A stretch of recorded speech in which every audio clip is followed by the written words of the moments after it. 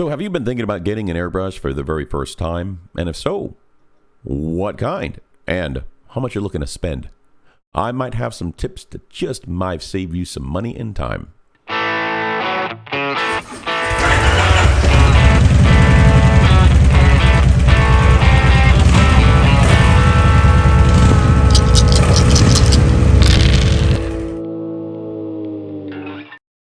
Hi, welcome to V-Twin Gaming. My name is Al. I want to talk to you about airbrushes and whether you should get one or not. Or maybe, it's something that may actually help your painting a little bit. I don't know.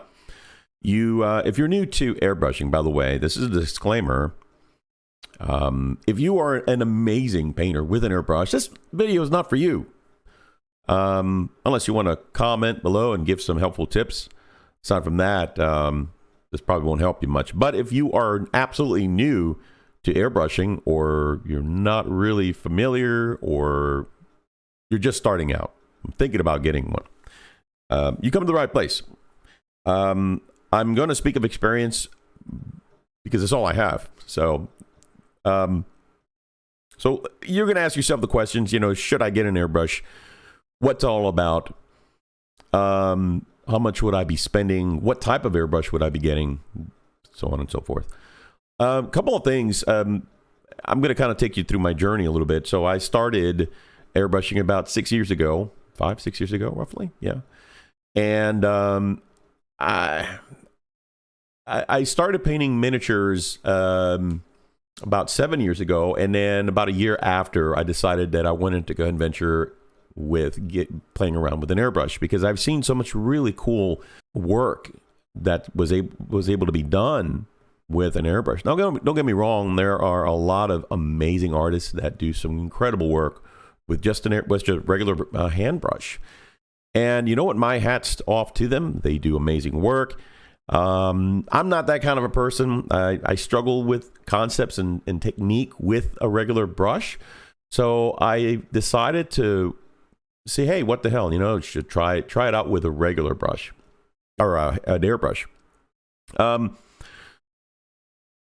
So my initial question was, how much would I have to spend? Because I was looking at all kinds of different brushes, and they ranged anywhere from, especially the quality ones, anywhere from $100 to $400, some even more. And that's not money that I really wanted to, toss out there if I'm unfamiliar with the device. And, I didn't want to risk breaking it and then wasting all that money, right? So I decided to start off really cheap. And the first airbrush that I was able to get was the G22 by Masters. It's a very inexpensive one. You can see it right here. It's a nice looking, very sturdy, decent airbrush for the money. It's about $30. You can get them on Amazon. If you want to spend a little more, you can spend about $70 for both the airbrush and the compressor. The compressor is not that great, but it's a good starting point, right? Kind of gives you the feel of the airbrush. I think the max pressure or PSI on that compressor is about 25. So you're not going to get a whole lot out of it, right? But again, great starter. The airbrush is not quality. I will tell you that. But I can say that for the most part, it gives you the bang for the buck. It's a great starter. It's pretty much a knockoff of the Iwata, if you will, or the Japanese make. And for the most part, it does the job. If you are looking to start practicing with an airbrush, it's a good one to start with. And if it falls off your desk, you drop it, you'll ding it, bust it up. You know what? It's $30. You can order another one. In my case, I sheared off the nozzle because it's made out of brass, and it completely sheared off inside the actual threads, and so I had to get another one. But eventually, I got it figured out. I learned how to use it, and I graduated to the G23, the next one up. And the quality is a little better, and that one has the product stop, or the secondary action stop. And basically, it's a little adjustment screw in the back of the airbrush, which allows you to limit the amount of paint that you're going to be spraying, right? So let's say you have a particular project and you didn't want to blast a lot of paint onto the project. Well, you can just set the limiter and it keeps you from going too far back. Anyway, it's pretty cool. And that again is the G23 by Masters, and it's about 33 bucks on Amazon. I later finally graduated to a quality airbrush, and I wanted something similar to what I was already used to, which is the Masters. Okay, I went ahead and bit the bullet and got the Iwata Revolution CR, and that has changed my life. I absolutely love that airbrush. That is my workhorse. That has been my workhorse for about 3.5 to 4 years now. Absolutely love it. Never had a single problem with it, aside from your basic, standard clogging in here and there that you can clean. All you need is a few little tools to kind of make sure that you get to clean it and maintain it. Aside from that, it is a solid airbrush, and you can get that one for about roughly $100 on Amazon, give or take. I think Hobby Lobby sells them as well. I'm not sure for what cost, but definitely get them on Amazon for $100. And it's a solid airbrush. Again, you don't have you can tell the difference between the Iwata versus the Master, because the Master, the trigger is a little rinky dinky. I don't know what it doesn't feel as solid as the Iwata. Let's just put it that way. Now, all these brushes that I'm talking about are dual action, and when I mean dual action, meaning that the first action you pull down on the trigger, meaning push down on trigger, which releases the air. Right? Then the second action is the actual pullback. Right? You're pulling back on the trigger as you're pushing down on the trigger at the same time. Okay, that's your second action. Well, the action of moving the trigger back is allowing the product that's in the cup or in the bowl to disperse, to spray. And the farther you pull back, the more product you'll push out the airbrush. Okay. So that is the Iwata CR Revolution for $100. I'm going to also show this one. I haven't gotten this one. I don't think I have a need for it, but it is the Iwata Eclipse. Again, if you want something that has a little setting in the back where it keeps you from having to spray too much, then that might be for you. It's very comparable to the Master G23. You'll see it. It looks almost identical, but it's $170 versus $33. So yeah, that's that. But again, you have a quality airbrush. And I'd say, if I can give a piece of advice, get comfortable with the El Cheapos before you start going with the higher dollar ones, if that makes sense, right? I was introduced to another airbrush by Steve. He's a partner in the channel, and I was really impressed. I wasn't sure how I was going to, how I was going to deal with it. He understood that I was having some problems with my hands. My hands have been achy, the first onsets of arthritis, old people problems, right? And he asked me to try this out. It's an airbrush with a trigger, and it's by Gallery, Gahleri. Yeah, here's a picture of it. And it has a trigger, and it comes with two bowls. They're detachable. The bowls on the ones that I've described earlier on both the Master and the Iwata are not detachable. Those are fixed bowls. This one from Gallery with the trigger has detachable bowls, and you have a small standard size bowl and a large deeper bowl. I'm like, okay, this is pretty cool. This is impressive. And the way it came boxed, matter of fact, here it is. This is it. And I was really impressed. And I'm going to do a review of this particular airbrush in a different video. But I was so impressed with how well it was packaged. Even gives you the breakdown of all the parts, that's impressive. And so again, I decided to try it out. I fell in love with it. It comes with 2 separate needle sizes. If you're not familiar with the needle sizes, basically, depending on the size, it's what's going to give you the pattern, how tight or how wide the pattern of the spray is.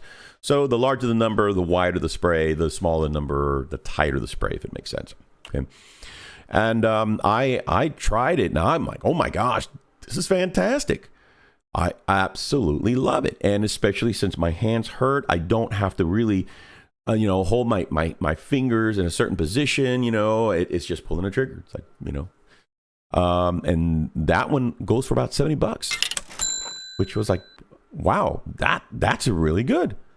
And it is solid. It is a quality airbrush.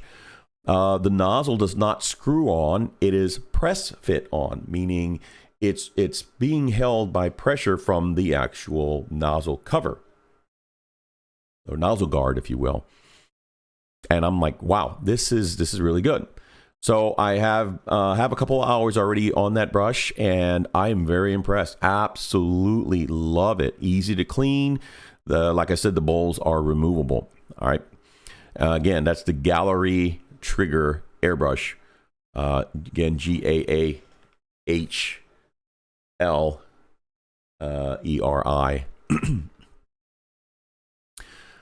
And I thought, what is the comparable to the Iwata on that? And I found out that Neo makes one for Iwata, and it's the Neo Trigger Airbrush.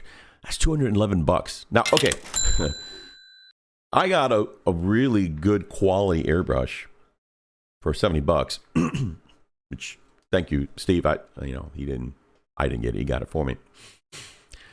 Versus $211. I mean, that's a major difference. So I'm very, very happy with it. If I were to buy it myself, I would be extremely ecstatic. That is an amazing price for an amazing and well-made airbrush. Again, these all pull on the Japanese side of these airbrushes, right? So the Masters, G23 or 22 and 23, the Iwatas, those are all Japanese made or based off the Japanese made airbrushes.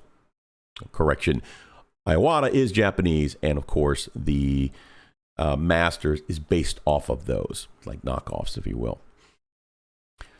Now there are the American and the German counterparts. The American counterparts is like Badger. Sorry. One other airbrush that I was able to review and actually have the pleasure of checking out, which the Badger Patriot Extreme, the 105. I think it's 105. And it's a workhorse from what I understand. There are a lot of professional airbrush artists that use that airbrush proficiently and never had a problem with it. I did work with it for a little bit just to try it out. And the only thing, you can see a picture of it here, what I found was different was the height of the trigger. Matter of fact, you'll see it here in this picture. The trigger is pretty high. Unless you got some really big hands or you've been using the Badger forever since you started airbrushing, it was uncomfortable for me. I didn't like it. It felt awkward to me. But I still was able to do the work. I still was able to do some airbrushing. But it wasn't me. It wasn't anything that I enjoyed. Okay. So, again, a lot of people speak highly of it. They think the world of it, and that's absolutely great. I'm not throwing any dirt on it. It's a solid airbrush. But you have to be careful because it does not come with a guard. That means if you drop that sucker head first or nose first, you'll bust up the needle immediately. There's no guard. There's nothing to protect it. While the others that I've mentioned do come with a nozzle guard, and so at least that will take a hit before the needle does. So anyway, so there you have it. And then you've got the much you know, higher brand ones, which are the German-made harder and Steinbach. Those run around 250. By the way, the Badger Patriot runs about 132, 133 bucks on Amazon or certain places wherever you can find it. The harder and Steinbach is about 250. I gotta say, it's a gorgeous looking airbrush. I think just for the novelty, I would eventually want to get one. You know, because look at it. It's a gorgeous airbrush. I mean, it is a sexy looking airbrush. You know what? It's shiny. I like shiny. I'm like a parrot. You know. So yeah. So there you go. You've got all the different airbrushes. I would not suggest getting an expensive airbrush if you're starting out for the first time. Start off with the masters. Go check out Amazon, and you know, get you the El Cheapos and work with it. You know, and have fun. That's the whole part of it, right? You got to have fun with the hobby. And hey, you know, eventually, I think if you feel comfortable with that, then graduate and move on to the different types of higher quality airbrushes.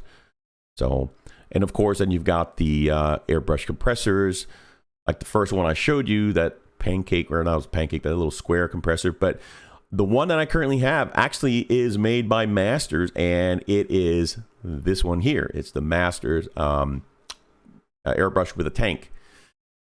It has a regulator, and it is absolutely wonderful. It works like a charm. It keeps the exact pressure the entire time, mainly because it has a tank, and it continuously fills that tank. If the tank is filled, the compressor stops. It doesn't run all the time. When it starts to go lower, below a certain threshold or pressure, then it immediately turns back on, and it is quiet. So definitely would recommend that one. Aside from that, there's a bunch of other tanks that you can get, or the compressors that are amazing. Iwata makes a bunch. So just do your homework and check and see. Again, as long as it's quiet, because here's the thing. I think one of my other compressors that I'd gotten was a pancake compressor. It was an industrial compressor. And that thing was so loud. And I gave it to a buddy of mine. And I didn't think about it, but he was living in an apartment at the time. And oh, man, he could only do that during the day because that thing would rattle. It was so loud. But still did the job. Definitely, when you're getting an airbrush compressor, make sure that it has the water filter, if you will, the moisture filter. Because what it does is capture any moisture and drops it at the bottom of the cup, so you're not getting moisture inside your airbrush. Okay, but anyway, so that's it. Those are my tips. If you have any questions on that, or if you have any suggestions, or if you are a professional airbrush artist and you've got further tips that you can share, please put them in the comments below. My whole thing is about you know, helping out the community and sharing the little knowledge that I have, along with, you know, knowledge I have on painting. Just pass that along, and that way, you know, we continue to grow as a community. Anyway, guys, if you like this video, I would invite you to please go ahead and hit like, and definitely, if you're not a subscriber, then please subscribe. And we'd love to have you as part of the team here at V-Twin Gaming. And thanks so much for checking out this video, and hope to see you next time. Take care, guys.